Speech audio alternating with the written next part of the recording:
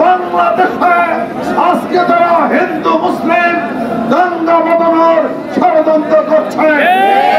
আজকে এই ইসকন একজন আইনজীবীকে হত্যা করেছে, তার বিরুদ্ধে ভারত প্রতিবাদ জানায় না, কিন্তু তাদের এক নেতাকে ধরেছে সেই জন্য প্রতিবাদ জানিয়েছে। অনর বিপ্লবে ছাত্র জনতা শহীদ হয়েছে, তার প্রতিবাদ এই ভারত জানায় না, প্রতিবাদ জানায় ইসকনকে জঙ্গিকে ধরার এবং গ্রেপ্তারের প্রতিবাদে। বন্ধু আমার, এই ফ্যাসিস্ট হাসিনা সরকার 16 বছরে খুন গুম এবং একটি ফ্যাসিজম রাজত্ব কায়েম করেছে, তার বিরুদ্ধে ভারত কোনদিন প্রতিবাদ জানায় না।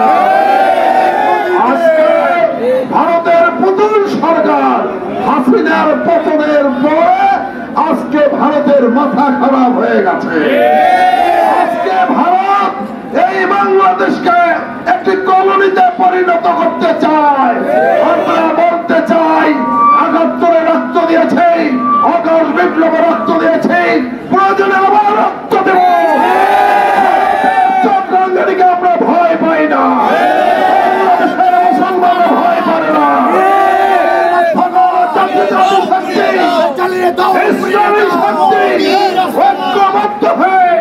এই ভারতের আগ্রাসনের বিরুদ্ধে আমাদের প্রতিবাদ জানাতে হবে।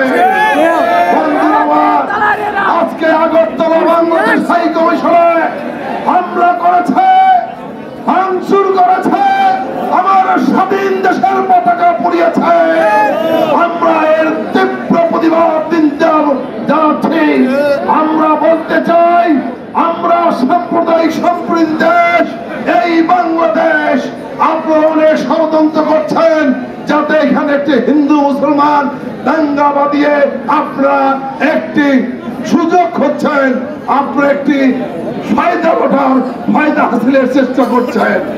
কিন্তু আমরা বলতে চাই, যতই ষড়যন্ত্র করেন, আজকে বাংলাদেশের সকল মানুষ ঐক্যবদ্ধ হয়েছে।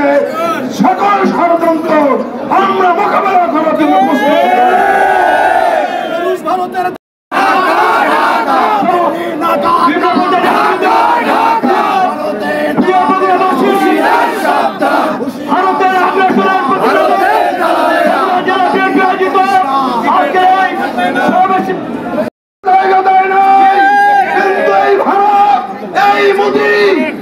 জায়গা দিয়েছে।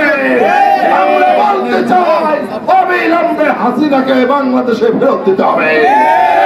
হাসিনার বিরুদ্ধে যত মামলা হয়েছে তার বিচার হাসিনার বিরুদ্ধে করতে হবে। পিলখানা থেকে শুরু করে যত হত্যা হয়েছে আজকে তার বিচার করতে হবে। তাই সংগ্রামী দেশপ্রেমিক জনতা, আমরা বলতে চাই, আজকে বাংলাদেশকে নিয়ে যে ছিনিমিনি খেলছে ভারত, এর বিরুদ্ধে আমাদের সজাগ হতে হবে। আজকে ভারতের প্রতিবেশী যত রাষ্ট্র আছে, কোন রাষ্ট্রের সাথে তার সুসম্পর্ক নাই। সব রাষ্ট্রকে আজকে দাদাগিরি করার জন্য, দাবেদার রাষ্ট্রে পরিণত করার জন্য সকলকে এই ভারতকে তালাক দিয়েছে।